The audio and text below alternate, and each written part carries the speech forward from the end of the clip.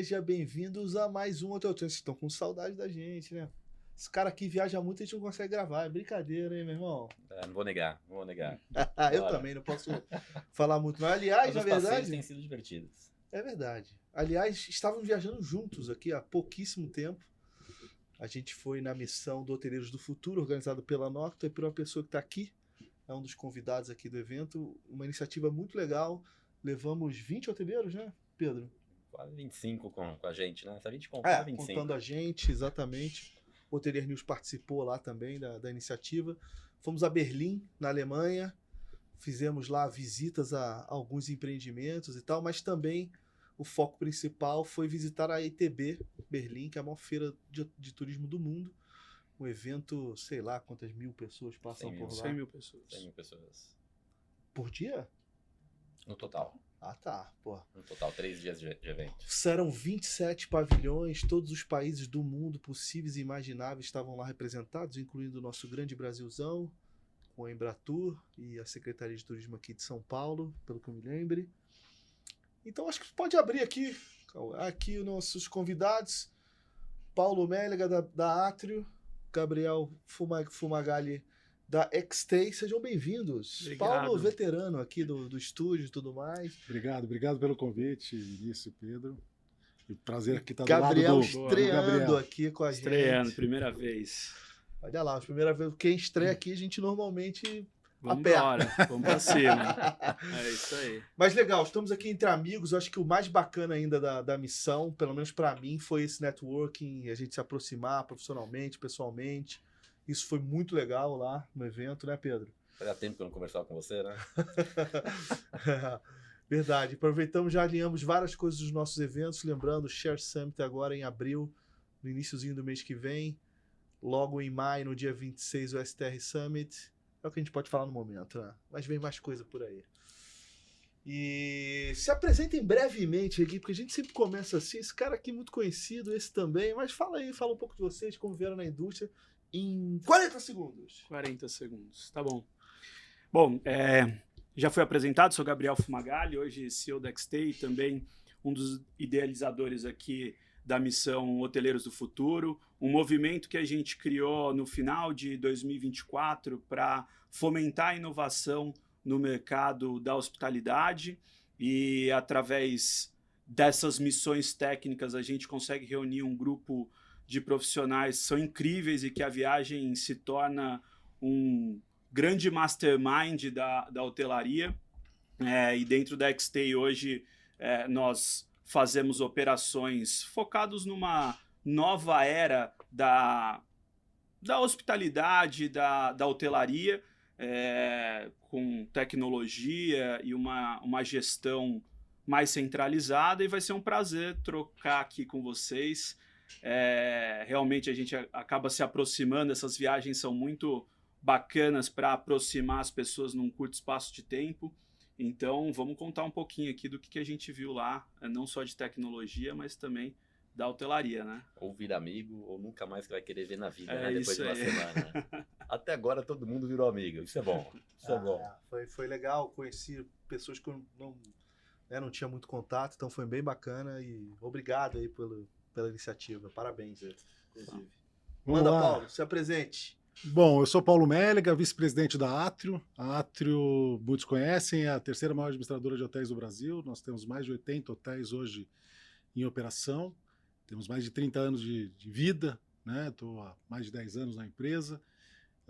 E a Átrio é uma apaixonada por hospitalidade, tanto é que ela tem os hotéis, vamos chamar, mais tradicionais, operação mais tradicional, né? Que é os hotéis urbanos, mais econômico, mid-scale e upscale, mas a Átrio também a Xtay é uma empresa da Átrio, a Livac é uma empresa voltada à multipropriedade, também uma empresa ligada à hospitalidade, e também a Átrio é sócia. Então a Átrio está em várias iniciativas ligadas à hospitalidade, e a gente tem uma empresa que eu considero uma empresa inquieta, né? Uma empresa que busca inovação, busca mudar, e isso está no nosso DNA. O ano passado nós estivemos na China, né? Então 3 daqui que estão aqui na mesa estiveram na China no ano passado, buscando também beber um pouco dessa inovação, trazer isso para cá, e esse ano Berlim foi também um complemento bastante importante que a gente vai ter muito prazer em dividir com vocês. sei se você reparou, mas a gente tem 2 caras profissionais aqui na fala. São os primeiros convidados que falam olhando pra câmera. Eu acho isso incrível. Não tinha A galera é notado muito treinada, bem, a galera é verdade, treinada. Galera ali, o teleprompter. Mas prazerzaço estar com vocês. Obrigado por estar aqui. Eu acho que tem muita coisa bacana para se dividir. Um prazer pra gente tê-los conosco. Eu até escrevi sobre isso aqui pra gente começar, nos posts que eu fiz durante o período que eu estive na Alemanha. E já estou nessa indústria há bastante tempo. E percebi lá nos painéis que eu vi, nas conversas que eu tive, tanto com o pessoal do grupo como fora, essas 2 palavras foram muito faladas lá, 2 palavras-chave no evento. Uma eu imagino que vocês já saibam qual que é, né? Que é a inteligência artificial. Mas a segunda não me surpreendeu, mas ela foi ainda falada com mais ênfase, que é resiliência, né? O setor teve que ser resiliente na pandemia, teve que ser resiliente ali na crise do subprime, teve que ser na crise da Dilma. Mas, Paulo, eu acho que nunca antes essa palavra foi tão necessária aqui para a nossa indústria, para o turismo como um todo, né? Isso foi dito lá, mas traz uma reflexão aí para a gente ainda maior sobre isso. Então, acho que foi uma questão bastante interessante. Vou usar um termo aqui que, de alguma forma, tangenciou algumas falas lá de policrise, né? O nosso mundo hoje vive vários tipos de crise, geopolítica, guerra que a gente tem agora, crise econômica, mudança climática. E então as crises, na verdade, viraram uma realidade permanente. Então a gente está sempre vivenciando crises, né, de vários tipos, e as empresas, os hotéis, as redes hoteleiras, no nosso caso, que melhor se adaptam a isso e são resilientes a essas crises, são as que melhor performam. A gente aqui no Brasil recentemente vivenciou, né, eu estou há 11 anos na Atro, eu vivenciei já greve de caminhoneiros em 2018, estamos em vias de mais uma, provavelmente, espero que não, mas talvez, Covid, crise econômica, enchente no Rio Grande do Sul, sempre tem alguma crise.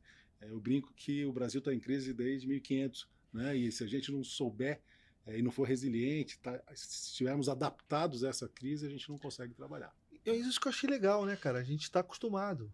Os gringos se preocupam um pouco mais. Essa é a nossa realidade desde sempre. Eu lembro uma vez que eu fui a Las Vegas no evento da Expedia, eles fizeram uma coletiva lá e tal, e tava lá o Peter Kern, eu acho, o CEO falando, e teve um cara da Bloomberg que perguntou antes de mim e falou assim, não, porque vocês acabaram de divulgar o resultado financeiro, muito bem, parabéns, mas a inflação está subindo muito, eu queria entender o impacto disso para vocês, como é que vai ser.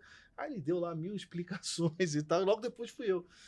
Aí eu falei assim, olha, tudo bem, sou o Vinícius, do Hotel News do Brasil. Eu queria dizer, antes da pergunta, eu queria dizer um negócio pra vocês. Fiquem tranquilos. Vai dar tudo certo.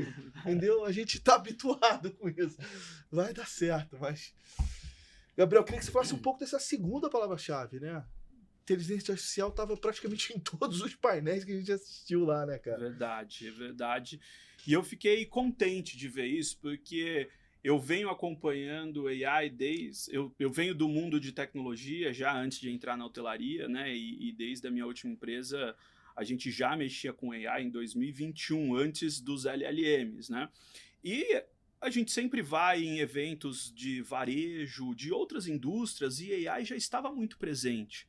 Em 2024 eu estive na Hightech, que é um evento de tecnologia para a hotelaria, e pouco se falava de AI. Essa foi a primeira vez que eu vi AI realmente sendo não só falada, mas vimos cases reais aplicados à hotelaria. Né? Isso foi muito interessante, acho que tem diversos casos que a gente pode desdobrar aqui, mas o fato é, a gente está num momento importante de inteligência artificial para o nosso mercado. Sabendo que o nosso mercado ele geralmente está atrasado quando se fala em novos modelos de consumo. Né? A gente tende a ser um pouco mais tradicional na forma que a gente comercializa, na forma que a gente opera. Então eu acho que a gente tem uma grande oportunidade agora de fazer o uso de inteligência artificial nos negócios da hotelaria. É óbvio que a gente precisa de alguns preparativos e acho que a gente pode discorrer sobre esses preparativos aqui ao longo da conversa. Se me permite, Vinícius, acho que é uma expressão que eu saí de lá em relação à inteligência artificial. Ela deixou de ser hype, que ela foi hype por 2 anos, pô, é um negócio novo, é isso, para virar uma aplicação, uma realidade de uso. Então, essa para mim é uma grande mudança, porque se falava muito, mas se aplicava pouco. E hoje a gente vê muita aplicação. O interessante também que o legal do que a gente viu lá é que a gente viu para a ponta do consumidor, né, o uso de inteligência artificial para a ponta do consumidor. Tem aquele dado da Foxrite que já mais da metade dos americanos já estão usando para planejamento de viagem e tudo mais, os seus agentes pessoais, né? E também na operação ali, no RMS, no PMS que a gente conheceu e tal. Então já está prático dos dois lados, né? Isso é muito legal.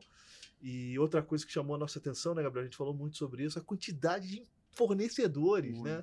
A maturidade da tecnologia lá tá no outro nível, né? Acho que eu tenho uma teoria muito que a mão de obra no Brasil sempre foi relativamente barata comparada aos mercados, né? Então, era mais barato a gente contratar pessoas para fazer as coisas do que contratar sistemas para fazer aquilo para nós. Então, eu acho que a gente perdeu um pouco o timing. Agora, não é nem a questão de custo de contratação, a questão é termos a mão de obra, que é um desafio, é um setor que vem sofrendo com a questão de ter mão de obra qualificada por N motivos, mas não deixa de ser um fato e acho que buscar, né, agora soluções é importante. Assim como a pandemia foi... Nas principais empresas, a pandemia foi um grande departamento de inovação, que a gente teve que, de alguma forma, buscar isso. Acho que a gente tem um cenário hoje que tende a ser mais promissor por conta da necessidade que as empresas têm em não conseguir contratar pessoas. Eu vou ter que passar a bola pro Pedro aqui, lamentavelmente, porque eu cheguei atrasado na missão, gente. Eu perdi um dia e eles fizeram visitas que eu não fiz. Então ele pode falar mais dessas visitas aqui. A Deus, olha só que beleza, né? Agora eu tô tranquilo, agora eu tô tranquilo. Pode deixar. É brabo, o cara domina mesmo, não vai deixar vocês falarem não. Deixa com o pai, fica tranquilo, tá tudo certo. Vamos lá, Paulo, vou começar contigo. A gente fala sobre inovação e às vezes é uma palavra que remete a rocket science, movimentos nunca pensados em outros lugares que a gente possa fazer diferente. Agora, esse fazer diferente, se o grau de maturidade da sua empresa ele é relativamente baixo, ele pode se relacionar também a atividades mais simples dentro do nosso negócio. A gente visitou muitos hotéis, até durante a missão tem um componente de networking, que o ministro falou, tem o evento, tem os hotéis, tem os fornecedores. E nas visitas dos hotéis, onde a gente se hospedou também, você não via barulho, tinha um isolamento acústico muito bom, janela, porta, chuveiro com vazão perfeita, ar-condicionado funcionando, você nem sabia que ele estava ligado, você não via praticamente nada. O café da manhã funcionando também muito bem, com qualidade que seja adequada. E dentro do Brasil, não necessariamente esses atributos eles estão presentes na maior parte dos hotéis nossos. Qual que é essa dificuldade que a gente tem como mercado, como país, não como empresa? De às vezes trazer algumas questões que são relativamente básicas relacionadas ao negócio para o nosso mercado. Pergunta muito boa, Pedro, e é sempre uma das respostas, não é a única, é uma questão de capacidade de investimento, né? E de padronização, que algumas redes hoteleiras têm mais, outras menos. Hotéis, às vezes, não vinculados a grandes redes, podem ter menos, alguns independentes são muito bem feitos. Mas a sua pergunta traz um componente que é interessante. Não adianta a gente falar em inovação, né, do estado da arte, da inovação, se a gente também não tiver feito o trabalho básico bem feito, né? Então não adianta falar em colocar sistemas de automação de check-in, check-out ou de grab and go de alimentos e bebidas. Poxa, se a parte de isolamento não estiver adequada, se o seu funcionário não estiver bem treinado, se não tiver um bom nível de atendimento, limpeza, acolhimento, aromatização, iluminação, paisagismo, uniformes. Estou falando de coisas muito simples. A hotelaria ela se divide sempre, esse é um termo que é de uso comum, né, em hardware e software, né? A gente muitas vezes acha que a inovação vem no hardware, né, na parte de instalações de sistemas, de equipamentos, e o software, que é a alma da hotelaria, que está muitas vezes vinculados a pessoas, a acolhimento, a hospitalidade, é deixado um pouco de lado. Né? E a gente, hoje, que administra mais de 80 hotéis, não necessariamente os hotéis mais novos, com hardware mais atualizado, vamos chamar assim, são os hotéis que têm as melhores notas de satisfação dos clientes. Porque outros hotéis nossos, aí eu estou falando dos nossos hotéis, conseguem compensar isso com outros níveis de serviço, acolhimento. Então, inovação, ela é muito bem-vinda, mas ela não adianta fazer inovação se você não estiver fazendo o básico bem feito. E inovação, ela tem que ser sempre pensada do ponto de vista de investimento e retorno sobre esse investimento. Né? Não adianta, a gente foi lá e viu muitas coisas, muitos sistemas, volta para cá, aplica tudo. Espera lá, funciona isso? Quantos funcionários eu vou tirar para colocar essa solução? Tem que fazer conta. Né? Assim como você tem que fazer conta para investimento em hardware e software, no final das contas, né, Pedro? Eu que também já vim do mercado de consultoria, assim como você é hoje, no final da coisa é um negócio que precisa pagar a conta. Eu concordo em partes. Boa. Comigo ou com ele? Não, com o A movimento. gente adora isso, Gabriel Capricho. Ele E fica olha que a animadíssimo quando alguém discorda. Ele fica Não, animadíssimo. eu concordo. Eu acho que tem essa. A inovação ela não necessariamente exige investimento. Né? A inovação ela pode ser uma nova forma de recepcionar um hóspede. Né? E existe, e eu sempre dou essa dica, e o Mélega já leu esse livro também, chama Innovator's Dilemma, que fala muito sobre isso. As grandes empresas, elas param de inovar porque elas fazem cálculo para tudo. E existem algumas inovações que não tem como você calcular, que ela é inerente ao negócio. Se o modelo de consumo, hoje, né, a gente já está acostumado a pedir um meio de transporte pagando pelo app. A gente faz uma compra no Mercado Livre que chega em menos de 24 horas, em 3 cliques. O modelo mental do consumo já é esse. E aí, às vezes, se a gente só faz o cálculo do retorno sobre o investimento, eu não vou conseguir modificar um processo que eu não sei qual que vai ser o impacto. Essa que é a realidade. Muitas vezes você tem hipóteses, mas não dá. Então, é importante a gente ponderar essa questão de calcular retorno de investimento na aposta de uma inovação. Ao longo do processo, acho que é relevante. Né?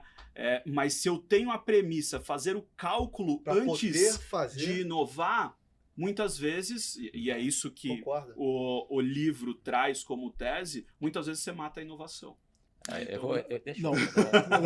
Fui citado. Eu ia te defender, mas tudo bem. Você me complementa, meu advogado. Mas eu concordo com o que ele está falando, e na verdade você tem dois tipos. Às vezes você está fazendo inovação para até atualizar, para se manter relevante, continuar relevante atrás, no mercado, e aí você realmente não pode fazer conta. E eu concordo com você que tem coisas que são disruptivas que você não sabe exatamente o que vão acontecer. Senão você vai inibir a inovação. Exato. Mas assim, quando eu estou falando de inovação, às vezes é coisas que já existem. Então chegar lá, então o cara acha que vai resolver o hotel dele trazendo uma série de aplicações, softwares que já existem lá e vai transformar o hotel dele numa árvore de Natal, de um monte de coisas aplicadas, né? Achando que com isso ele está fazendo inovação. É nesse caso que eu acho que tem que ter cuidado. Com certeza. Né? Mas sim, o processo de inovação, ele exige liberdade, espaço, autonomia, para que você tenha criatividade e teste coisas. Faz e vou lembrar, MVP, vou lembrar que na Atrio a gente implantou, né, alguns anos atrás, uma área que a gente chamou de Hospitech, que era uma área de inovação, para conseguir trazer inovação dentro da empresa, e que ela precisava ter liberdade para isso, e trouxe algumas inovações, né? E a própria Xstay vou brincar aqui, é uma incubadora de inovação que traz para dentro da Atrio uma série de novidades. E a gente, inclusive, visitou na missão um case desse. Super interessante. De inovação, depois a gente pode falar, mas vou deixar o Pedro falar. Deixa eu fazer uma pergunta aqui, que a gente está se coçando para pegar a palavra de novo, eu conheço a figura, então deixa eu fazer meu último comentário aqui. Quando você fala sobre não ter o retorno do investimento como uma métrica para inovar, se me vem à cabeça o seguinte: algumas pessoas falam sobre retorno de investimento, estimativa de custo.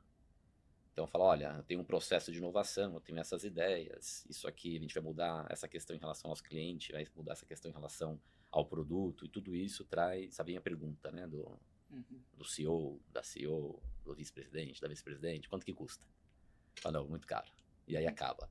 E esse retorno de investimento, não necessariamente ele é medido, porque alguns dos processos relacionados à inovação, elas mudam o core do nosso negócio, elas mudam as métricas do nosso negócio, não apenas de custo, mas de retenção de cliente, fidelização das pessoas, qualidade, nota pública, potencial de tarifa. Então, eventualmente, nesse retorno de investimento de uma maneira um pouco mais otimista, as contas também fecham, porque também se não fechar, não faz muito sentido você trazer um investimento que seja relevante. Eu estava numa conversa como essa hoje, com um executivo do setor, falando sobre timeshare. E aí a gente comentava sobre algumas mudanças em termos de produto, em termos de venda, em termos de tecnologia, a própria IA, como pode automatizar processos, facilitar todo o trabalho de relacionamento com o cliente. E quando aquilo chegava à liderança, falava assim, quanto que custa? E aí essa pessoa falou assim, ó, você está fazendo a pergunta errada. Não é quanto que custa, é quanto que pode trazer. Quanto que pode ajudar a diminuir cancelamento, quanto que pode ajudar a diminuir inadimplência, quanto que pode mudar, a melhorar a retenção do nosso cliente, e o que isso, eventualmente, pode ajudar a gente a reprecificar e ter um ganho e uma vantagem competitiva. Quase dá um abraço nele. É legal. Legal. Então, isso me veio muito à cabeça escutando vocês. Boa. Fala, Vinícius. Vai lá. Vai lá.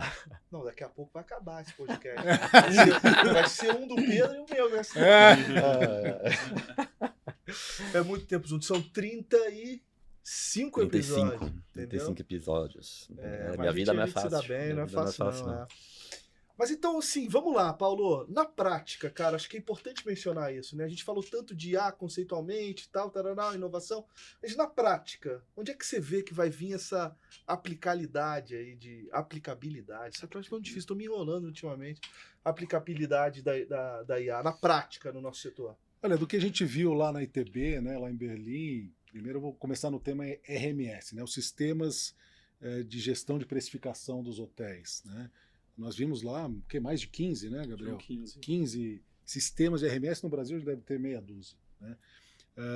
Então, assim, a IA aplicada a RMS é uma realidade já, e isso ajuda muito os hotéis, e aí você está falando de aplicação, a IA no RMS ajuda a trazer de uma maneira mais rápida, mais ágil, mais RevPAR. Impacto no RevPAR.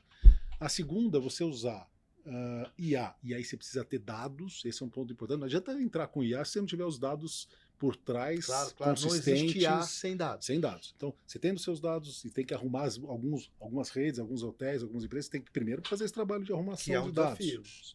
Aí você aplica IA para ter um trabalho de personalização, de CRM, e isso traz como impacto recorrência de hospedagem, a pessoa se sente, né, percebida, e ocupação. Então, esse seria um segundo impacto. Melhora de experiência de hospedagem, né? A IA, a tecnologia, e não só isso, outras iniciativas que trazem e a gente vai falar daqui a pouco, né, Pedro, de hotéis lifestyle, mas aquilo que traz uma experiência diferenciada, e a IA pode ajudar nisso, ela tem trazido para os hotéis uma diária média mais alta, porque ele entra como elemento de diferenciação. Maior valor percebido, se tem maior valor percebido, as pessoas estão dispostas a pagar mais por isso. E a gente vê isso na prática, alguns hotéis lifestyle cobrando muito mais, significativamente mais do que hotéis competidores que não têm uma experiência embalada, né, para o cliente. Automação, né, e a tecnologia ligada à automação para tirar pessoas da operação em processos que não agregam valor na experiência do cliente, isso claramente traz uma melhora de custos / margem operacional nos hotéis. Se você falar também de IA na parte de distribuição, né, a distribuição de reservas, sistemas de reservas, etc., o CHEI vai fazer reserva direta ou não, como é que você vai poder potencializar seus canais diretos, isso pode trazer também redução de custo e também melhor margem para os hotéis. Então tem uma série de aplicações que a IA pode trazer, de tal forma que você tem impactos reais no hotel, quer seja em custo, em margem, em receita, em diária, em ocupação. Agora, Gabriel, o que a gente viu lá, né? Foi até discutido há poucos dias, né? O ChatGPT anunciou que está paralisando ali o desenvolvimento de conversão lá dentro, né? Tá pelo menos adiando um pouco esse passo, que é um passo importante, porque hoje ela pesquisa para você, busca informação, te recomenda, mas falta essa última abinha aqui para ela realmente converter. Mas lá a gente viu um case de conversão, né, cara? Fala um pouco disso, por favor. Sim, a gente... Claro que é diferente, mas explica aí, contextualiza. Acho que a gente viu, assim, é sempre importante, às vezes para quem acha que IA é o ChatGPT, a gente precisa mudar um pouco o conceito, né? Porque no final, sempre que a gente fala sobre algoritmos, sobre a capacidade computacional, né, de machine learning, de aprender com algumas coisas, a gente está, de certa forma, falando de IA. O grande lance da IA que aconteceu a partir de 2023 foi a conversacional. Eu consegui... Exato, eu consegui conversar com ela para ela me trazer pontos. A automação, ela já acontece há muitos anos, né, de certa forma, mas hoje ela tem ficado muito mais robusta com o uso de IA. E aí, lá a gente viu diversos casos. O caso, né, da Trip.com, inclusive, que eles possuem um agente que já funciona e que, de certa forma, ele substitui o agente que senta atrás de uma cadeira para montar a viagem para uma pessoa. Né? Não então, só montar.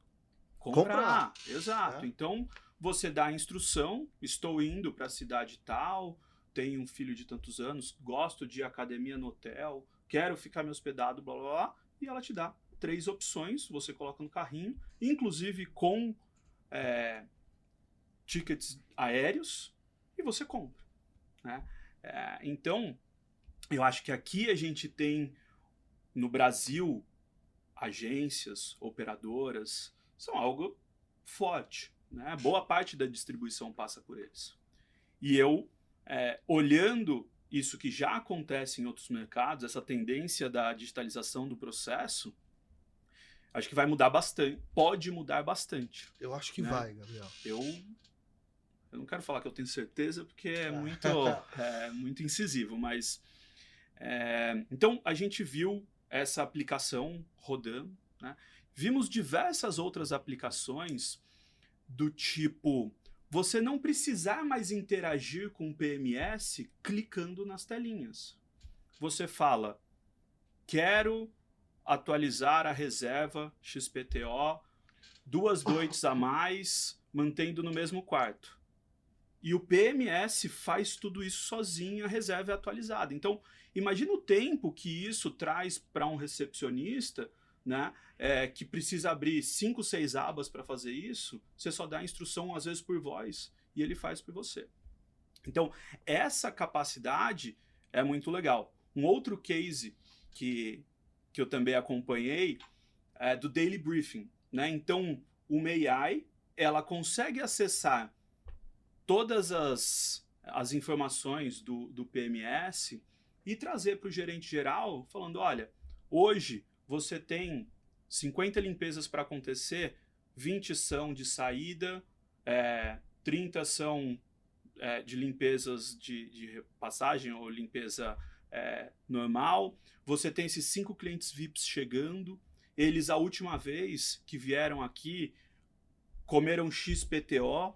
Então, essa é a capacidade de impulsionar a operação para uma personalização, para uma eficiência a mais. Então, essa é a parte empolgante, né? Mas, assim como é importante o dado estar claro, é importante você ter sistemas preparados para receber esse novo cenário. Né? Eu tenho uma pergunta. Geralmente eu não interrompo, mas eu queria parar um pouquinho aqui, Boa. que é o seguinte, o Paulo ele mencionou sobre algumas aplicabilidades relacionadas à inteligência artificial no negócio, para custo, para uma precificação melhor, para melhoria em termos de qualidade, e você está comentando agora sobre algumas questões do ponto de vista técnico que são importantes para plugar essas soluções. Durante a nossa viagem ficou muito claro que parte dessas tecnologias certamente a maior parte delas, tem uma conectividade muito grande, sem grandes entraves para que isso aconteça. Uhum. Qual que é a relevância dessa parte de integração entre as plataformas e o quanto que isso é essencial para conseguir dar esse novo passo da aplicabilidade que o Paulo mencionou? Só um adendo. Futuro é API aberta, traduzindo aqui tudo. Isso. Então, acho que Vinícius... Estragou a minha pergunta. Tá bom, lá, pronto. A gente corta ele depois. Dá pra editar, dá pra editar. 100%. Tá? Então, se a gente não tem a conectividade com o dado, a gente não consegue fazer nada adiante. Então, o que a gente viu lá fora são PMSs que nasceram numa nova era da tecnologia e, por conta disso, tiveram a oportunidade de criar já esses sistemas. Eles primeiro fizeram a API para depois fazer o sistema. Uma apimentada aqui. Então você acha que o futuro é plataformas all-in-one ou teremos ainda os Frankensteins conectados de maneira melhor? Eu acredito que a gente não consegue ter plataformas all-in-one. Porque a capacidade, o negócio evolui muito rápido e cada negócio tem uma certa necessidade. Beleza, concordo. Mas você precisa criar a sua própria plataforma, né? Então, eventualmente, né, falando dos grandes blocos, né, do PMS, RMS, Channel Manager, motor de vendas, CRM, você pode montar o seu ecossistema. É lógico que para algumas empresas você ter tudo junto é melhor. É mais. E sinceramente, acho que tem espaço para todos. Para aqueles cenários mais complexos, uma plataforma de alto nível de conectividade e você poder ter a capacidade de montar o seu stack, eu acredito que seja melhor, né? E nesse caso, a gente sabe que não só no Brasil, em outros países também, é que os outros países, a gente viu lá, né, 26 PMS, estão mais maduros e tiveram mais investimento, até porque o turismo é maior, né? Acho que a gente explora pouco ainda o turismo no Brasil, mas eles conseguiram criar essas plataformas. E aqui a gente, felizmente, fica na mão de 5 plataformas prioritárias que possuem uma certa complexidade de se conectar, né? E aí, natural, porque foram plataformas criadas lá atrás quando isso não era um conceito. Mas o mercado exige essa mudança, né? E a gente está num momento crucial, porque é tipo quando zerou a vida de todo mundo, AI começou agora, né? Então, se você está adaptado para aderir ela rapidamente ao seu negócio, e de novo, usar AI no seu negócio não é fazer uso do ChatGPT apenas. É você criar esses processos automatizados. A Anthropic está assim, voando baixo nisso, a Manus também, agora adquirida pelo Meta, mas aqui a gente tem um desafio comercial e político sobre a conexão com as plataformas existentes, né? De modo geral, não são todas, mas acho que cabe a nós, né, que estamos do lado do cliente, que estamos na hotelaria, exigir que esses fornecedores façam o que precisa ser feito para que a gente possa não ficar mais para trás do que a gente já está. Posso fazer Não, só para dar um exemplo prático, né? Assim, o cliente quer ser reconhecido. Todas essas grandes redes, incluindo a que vocês integram, tem programas de fidelidade. E quem nunca chegou lá e você não é reconhecido ali? O cara não sabe quem você é, não sabe que você é diamante do programa, e ele quer ser reconhecido e não consegue, né? E por conta dessa pouca conexão entre os sistemas, né? Parte da questão. Mas diga, não, só para dar um exemplo prático. Eu vou enfatizar alguns pontos que o Gabriel trouxe que são interessantes, né? E só para, assim, primeiro, isso eu ouvi também em painéis, em palestras ali na ITB, o nosso segmento de hotelaria é um segmento com sistemas fragmentados e não interligados totalmente. Isso traz uma dificuldade adicional. Eu estou falando como existe, né?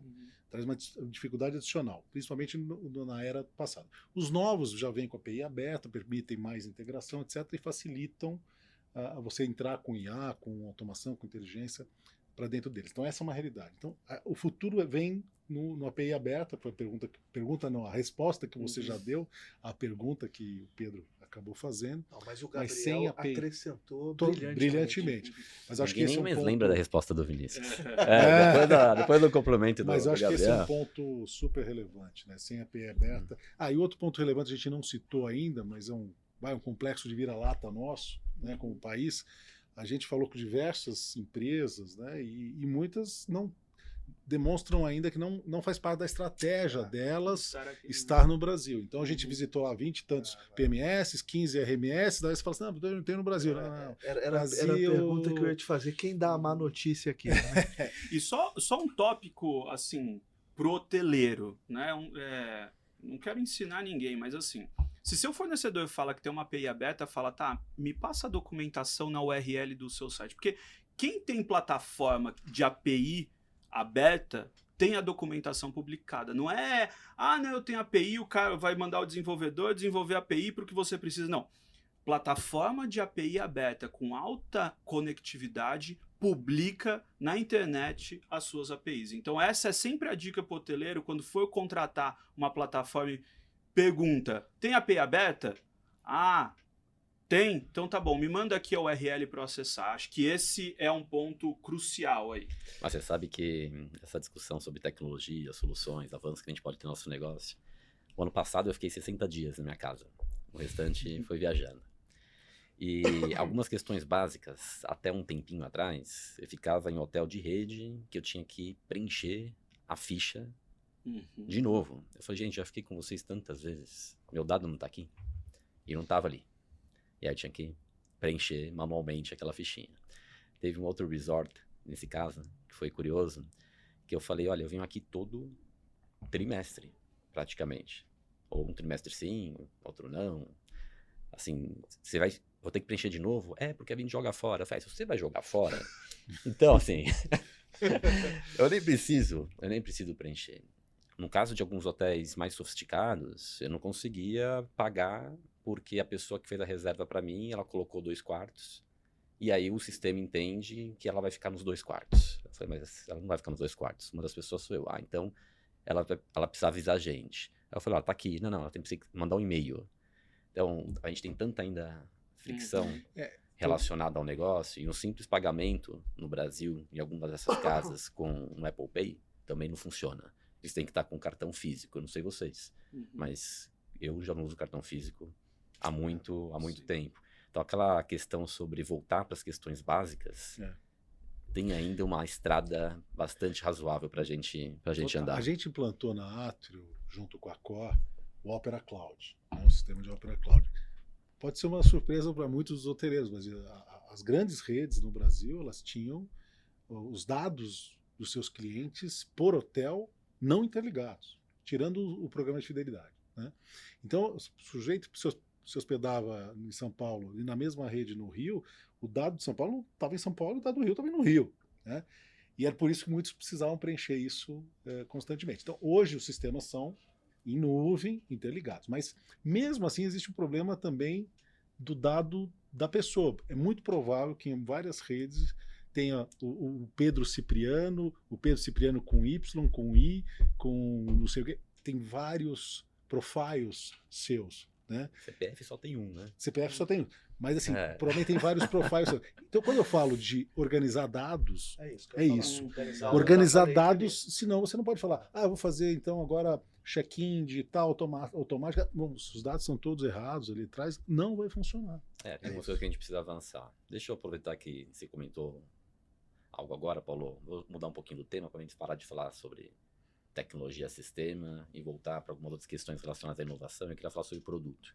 A gente falou sobre questões básicas relacionadas ao nosso negócio que ainda pode evoluir dentro do mercado brasileiro, mas eu queria falar agora sobre algumas tendências relacionadas à inovação de produto, no sentido de lifestyle moderno, marcas que sejam mais envolventes, elas propiciam maior consumo dentro dentro dos empreendimentos, a parte de A e B ganha uma relevância central, o destino, o hotel, ele vira às vezes um destino e um lugar mais badalado. Isso serve para empreendimentos de marcas um pouco mais econômicas até marcas de luxo. Durante a viagem, a gente visitou diversas marcas que têm esse conceito de produto. A pergunta que eu queria te fazer, até aproveitando sua experiência completa na hospitalidade, da consultoria, a operação e estruturação de negócio, é se esse conceito de produto ele é aplicável em massa para o Brasil. Ou se o que a gente viu na Europa, por alguma razão, tem algum perfil de cidade, algum perfil de cliente que torna aquilo um nicho. Como é que você vê isso nos hotéis que vocês operam? A pergunta é muito boa, Pedro, porque assim, eu me permito inovar aqui também no termo, né? Quando a gente fala de produto lifestyle, você tem de vários tipos, né? E de vários segmentos. Tem produtos mais mid-scale, mais econômicos ou até de luxo. E tem produtos que recebem uma curadoria, né, de design, de experiência, bastante personalizada, bastante completa e bastante complexa, né? E quando eu digo bastante complexa, ela é muito difícil de ser replicada e é muito difícil de ser escalada em quantidade, né? Então existem marcas hoje de produtos lifestyles que elas vão estar nos grandes hubs, né, de grandes cidades mais cosmopolitas, etc., que já estão na Europa ou em outras partes do mundo. E que no Brasil você vai ter 3, 4, 5 cidades que comportam esse tipo de produto, e eu estou falando, falando de elasticidade de produtos lifestyle, né? Então produtos que são muito complexos em relação a isso. Mas a gente vê também uma série de marcas e redes hoteleiras desenvolvendo produtos que têm uma pegada lifestyle, mas menor e que um pouco mais padronizada, focada mais na área comum, né, de alimentos e bebidas, de áreas de coworking, de convivência, com os quartos um pouco mais, vamos dizer assim, um pouco mais convencionais, e esses produtos acabam tendo uma possibilidade de escala maior, porque elas são mais fáceis de serem replicados em termos de consistência, em termos de recursos, né, de investimento necessário. Esses produtos eu entendo que têm uma chance de estar em mais cidades do que o primeiro que eu descrevi. Que né? perfil de cidade é esse? É um corte por capital, interior? Eu acho ou que sim. zona, região metropolitana, 1 milhão de habitantes, 500 mil habitantes? Assim, existe um termo um pouco mais prático para a gente entender o perfil de cidade que isso possa fazer sentido? Eu diria que para o primeiro tipo mais completo, mercado primário bastante relevante. Estamos falando de São Paulo, Rio, talvez Brasília, mas uma outra cidade, talvez Belo Horizonte, Curitiba, sei lá, alguma outra cidade, mas não muito mais do que isso, né?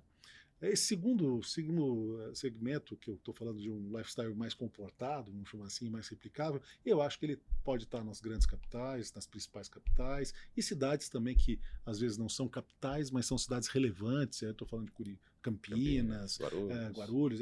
Então, cidades que têm uma quantidade de população, de dinamismo econômico, né, e de público que transita, que permite você ter esse tipo de produto. Fazer uma provocação aqui. Você acha que tem uma relação, isso que você falou, com o fato do nosso mercado ser muito doméstico, ponto 1, e 2, questão assim da cultura do consumidor, né? Por exemplo, lá fora não se tem empregada doméstica. O cara está acostumado a ele mesmo fazer as coisas dele na casa dele, etc. Então é uma cultura que a gente tem aqui em muitas famílias de classe média alta.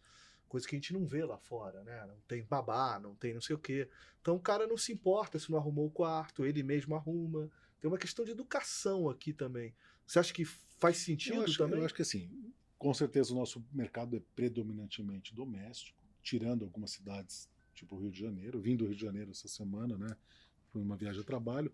E coincidentemente estava discutindo, né, sobre um produto lifestyle na cidade, que recebe predominantemente público internacional. Né? No Lago do Boticário, o produto que você conhece, Joy Joy da Cor, mais de 70% do público é internacional. Então, assim, não recebe o público doméstico. O público doméstico não necessariamente não vê tanto valor naquilo, não vê aquilo como tão diferente e tal. Mas também não quero também taxar que o mercado doméstico não gosta de lifestyle. Não acho que seja isso. Depende. Né? Se você estiver falando de São Paulo, se você estiver falando de Rio de Janeiro, alguns hubs aqui do Brasil, tem espaço Que é para mais tudo. multicultural. Né? Exato, é um caldo cultural mais diversificado do que uma cidade menor. Eu fiz uma viagem para os Estados Unidos, eu fui conhecer alguns grandes resorts da região, que tinha parques aquáticos acoplados aos resorts. E aí eram empreendimentos, às vezes, de 800 quartos, 1000 quartos, empreendimentos grandes. E tinha 2 recepcionistas na hora do check-in.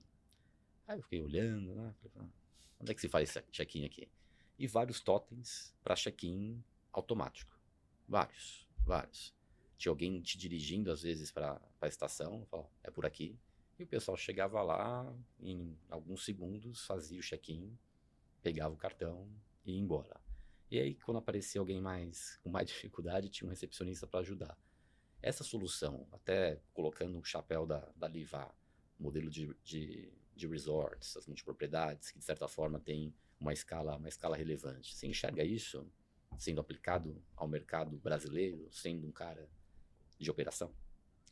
Isso que você está falando essa automação. Eu acho que em alguns casos sim, né, para aquilo que não gera valor, entrada e saída, né, isso pode ser utilizado, mas resort é um pouco diferente, né, da relação que a gente tem no hotel urbano de uso. Vamos lá, você tem muitas vezes multipropriedade, a pessoa entra e vai ficar 4, 5, 6 dias, 7 dias, né? É diferente de um hotel urbano, econômico, mid-scale, que tem um alto giro. Né? Eu até falo dos resorts porque uma das dores dos resorts é o momento de check-in e check-out. Exato. As pessoas chegam no mesmo dia, vão embora no mesmo dia, principalmente os produtos regionais. E aí, se você tem uma possibilidade de autoatendimento que dá mais vazão e ajuda no fluxo, e funciona lá fora, por que não funciona no Brasil? Sim. Eu Mas, acho... só para terminar de falar do lifestyle, desculpa, Gabriel. Acho que assim, a viagem que a gente fez para a Alemanha, a gente visitou produtos lifestyle, né, marcas lifestyle. Eu fui alguns dias antes e fiz também por conta própria um giro pela Alemanha. E a Alemanha é interessante, a Alemanha ela é um berço também de desenvolvimento de marcas lifestyle, né? E que foram depois adquiridas por grandes redes internacionais. Isso é um fenômeno interessante, né? E eu, quando olho essas aquisições das marcas, das grandes redes hoteleiras internacionais para marcas locais que tinham lá seus 20, 30 hotéis, não muito mais do que isso, elas muitas vezes vão tentar talvez escalar isso ou vão usar essas marcas como quase incubadora de inovação, de tendência, de entender o comportamento do cliente, o que pode ser testado, é quase como os laboratórios. Sei lá, está me surgindo agora, é quase como se essas grandes redes usassem essas aquisições como um laboratório. Mas de fato as grandes inovações estão entrando independente, né? Ou nesses grupos menores. Né? Porque é um transatlântico essas empresas gigantescas e então são laboratórios que depois acabam algumas sendo... das situações sendo trazidas para dentro de marcas mais tradicionais. Eu vou voltar num tema que você quase falou, mas eu acho que ele seria legal a gente conversar também, que foi um dos empreendimentos que era uma espécie de laboratório de inovação relacionada à prototipação do negócio em si, de modelos de quarto, experiência que funciona, que não funciona. Era a MMNT? É o Moment. Moment. Eu aprendi lá também, mas escreve como MNNT, mas chama Moment, é de uma rede australiana. Uma rede australiana. E aí eles tinham uma espécie de um laboratório que nada mais era do que um espaço com 6, 7 unidades habitacionais. Eles selecionavam alguns clientes para ter a experiência de hospedagem. E aí você tinha um apartamento com uma característica, o outro com outra, o outro com outra. E a premissa era que quem se hospedasse lá desse um feedback mais detalhado daquilo que gostava e que não gostava, e assim ajudava a levar isso para uma outra, para um empreendimento em escala. E aí, acho que é legal, divide um pouquinho mais dessa experiência com a gente, e depois eu queria ver o Paulo, se isso você vê como algo aplicável para os nossos negócios no momento de pensar perfis de produtos. Né? Aquela coisa de fazer conta para inovação. Imagina, eles trocavam hospedagem por feedback. Se você for fazer conta aí, né, meu amigo? Mas foi... E aí, por isso que é interessante ver a maturidade dos negócios em países que o setor já é mais desenvolvido, né? Então, essa experiência em si, eles criaram um laboratório de 6 quartos, sem funcionários, só tinha camareira on demand, né? Quando faz o check-out, eles até vendem diretamente no site, mas de tempos em tempos eles selecionam, pegam os feedbacks e fazem modificações dentro daquele ambiente que eles criaram, que nada mais é do que... Aqui em São Paulo a gente tá cheio de fachada ativa, né? Dá para fazer vários laboratórios nessas fachadas ativas, porque nada mais era do que uma grande fachada ativa que eles montaram quartos lá dentro e aquilo se tornou um hotel laboratório. E agora, aparentemente, eles chegaram num conceito após, acho que 2 anos, e esse conceito eles vão começar a escalar. É um conceito 100% digital, então com uma jornada onde você adquire, chega, faz seu check-in pelo app, web app, faz o reconhecimento facial, entra, se você precisa de uma toalha, você abre uma solicitação, eles geram um código para você abrir um smart locker lá. By the way, muito do que a gente faz na Xstay, eles fazem lá, então... mas foi muito legal isso, e esse pequeno laboratório ele se torna uma marca, mas ele também, né, eles comentaram lá que parte dessas iniciativas eles querem levar para a hotelaria tradicional que eles têm no grupo também, né? Se eu não me engano, eles têm em torno de 40, 50 hotéis no mundo, né? Então foi bem interessante. E no fundo, ele fala o seguinte, né? Quem que é meu público-alvo? É meu cliente. Então, preciso entender o que o cliente ele gosta e o que, de certa forma, isso ajuda a trazer os novos processos, os novos produtos para o negócio. E nos nossos hotéis tem uma enxurrada de informação.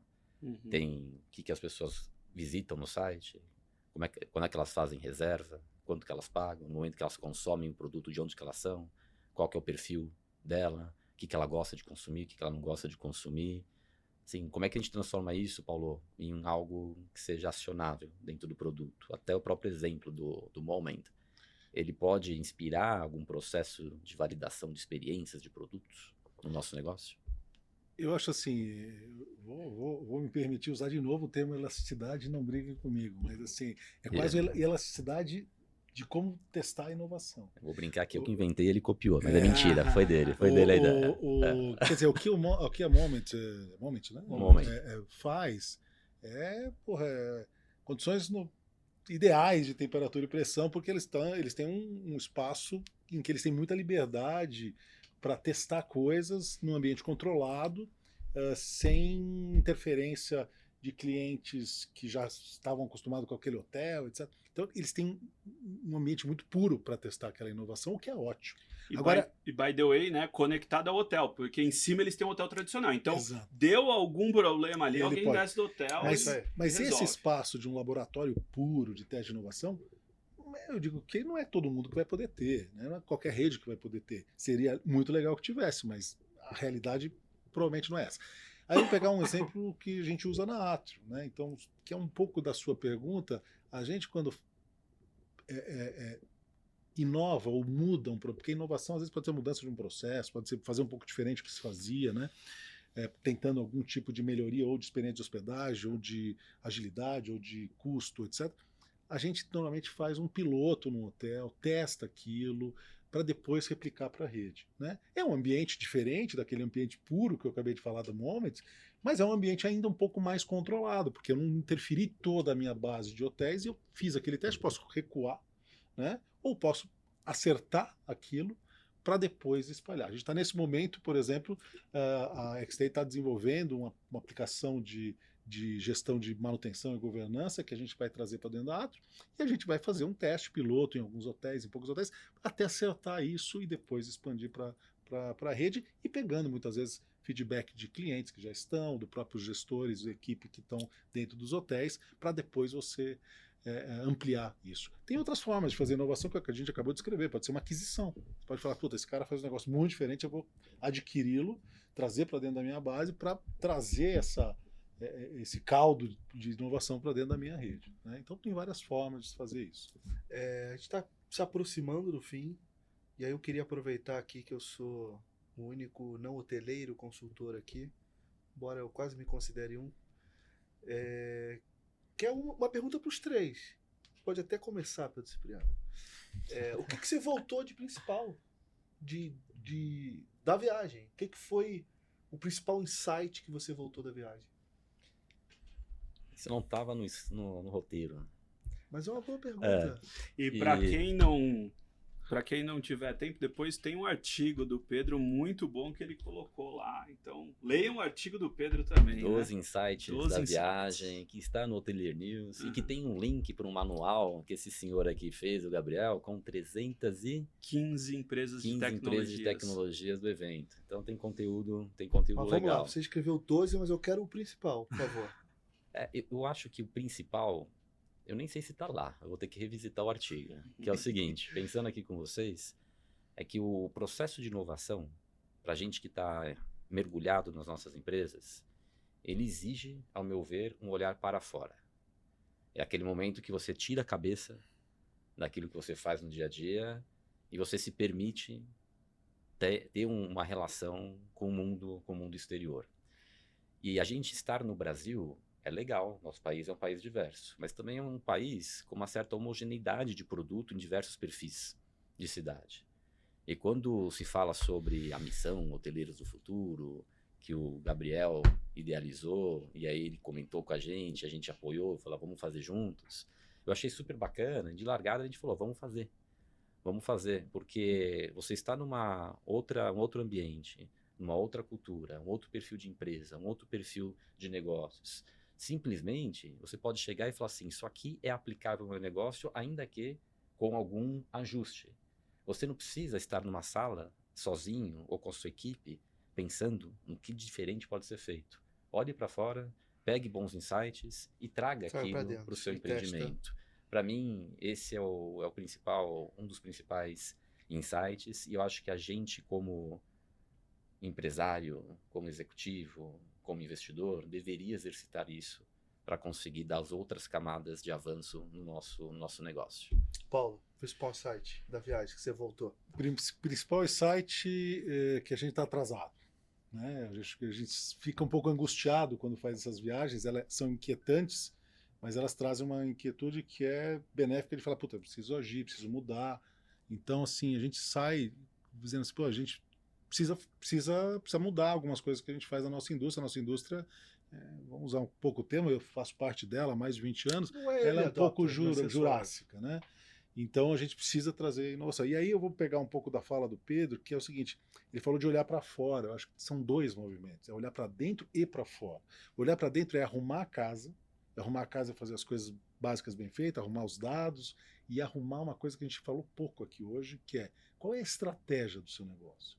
Não adianta usar IA, tecnologias, se você não souber onde você quer ir, para onde você quer ir. Então, isso foi também discutido num dos painéis que eu fui. Se você não tiver a sua estratégia bem feita, a IA, na verdade, ela é uma ferramenta, a tecnologia é uma ferramenta. Se você não souber para onde você quer ir, você pode usar ferramentas que não são as ideais. Então, você tem que olhar um pouco para dentro de casa, arrumar dados, entender a sua estratégia, ter resiliência e, sim, aí no segundo movimento, o movimento ato contínuo, olhar para fora, que é o que a gente está fazendo nessas viagens, e trazer rapidamente, né, e o termo agilidade acho que é super importante. Não dá para ficar também ficando, né, dourando muito a pílula, tem que pegar aquilo, testar, se der errado, corrige, faz de novo. Agilidade, resiliência e fazer as coisas acontecerem. E desenvolver pessoas, né, Paulo? Porque não adianta você arrumar a casa, aplicar as ferramentas incríveis e o piloto precisa conseguir colocar isso em prática. Senhor Gabriel. Muito bom. Eu sempre fui o cara que acreditou que a tecnologia ela é uma ferramenta para os principais problemas. Mas eu voltei da missão com um insight forte da união, né? A hospitalidade é sobre pessoas, né? A gente faz talvez pouco uso da ferramenta para me libertar a me relacionar mais com pessoas, né? Um recepcionista num computador digitando um monte de coisa, ele não está adicionando valor nem para a operação e nem para o cliente.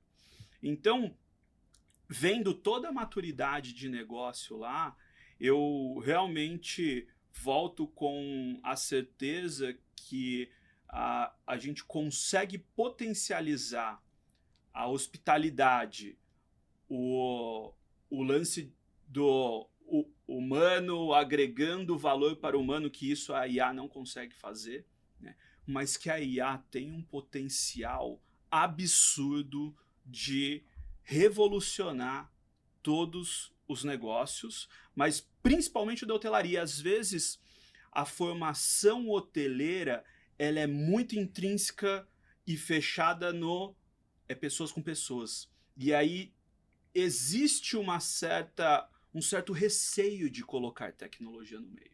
A tecnologia, ela não é o fim, ela é o meio para você potencializar o serviço humano, né? Então, eu voltei com isso claro, né? E observando os casos. É legal você ver casos de uso onde a tecnologia está impulsionando o humano ser mais humano e não o humano ser uma alavanquinha de digitação atrás do computador. Aqui agora no bate-pronto, o Papu, o Pedro também respondendo. Melhor painel que você assistiu? Da Skift. Gostei da Skift, tendências globais, crescimento do mercado de luxo, crescimento do turismo de uma maneira geral, tendências de maior consumo e como trazer isso para os empreendimentos para aumentar a receita, bastante elucidativo, recomendo. Skift também. Eu gostei muito de um painel menor, de um case da Paleo com um cliente lá, onde ele mostrou toda a parte da automação de IA efetivamente. Eu não ia falar Skift novamente, porque os dois já falaram aqui, mas esse foi bem legal, e esse acho que foi o principal, mas gostei muito também do TikTok. Eu não sou um usuário de TikTok, mas o quanto que esse conteúdo gerado por pessoas reais convertem muito mais do que os grandes ativos cinematográficos que as maiorias das empresas fazem. Você tinha ali 1 bilhão de usuários, e aí aquela crença ou ideia de que é um público apenas infantil que utiliza, ele se desmorona. Já acabou. Até porque, dentre as viagens, se fala que a conversão na tomada de decisão da viagem, ela é brutal. Ela é brutal. Dúvida, a gente fala de alguma coisa na cara de 70% ao longo do ano. Licença poética aqui, o melhor painel, os melhores painéis eram à noite tomando um vinho, uma cerveja, entre 25 hoteleiros na Alemanha, totalmente. Após as visitas. Mas ó, o jornalista é sempre um grande generalista. E eu gosto de temas mais generalistas, de outros temas. Para mim, foi o de geopolítica, não sei se vocês viram, achei fantástico. O cara foi, sei lá, ministro de Relações Exteriores da Alemanha há muito tempo, era um senhor, foi assim, eu vi o que está acontecendo no mundo ali, foi muito impressionante o que ele falou. Gostei muito. E gostei muito do Google. Também era lá na área de tech, também foi bem bacana. Também gostei.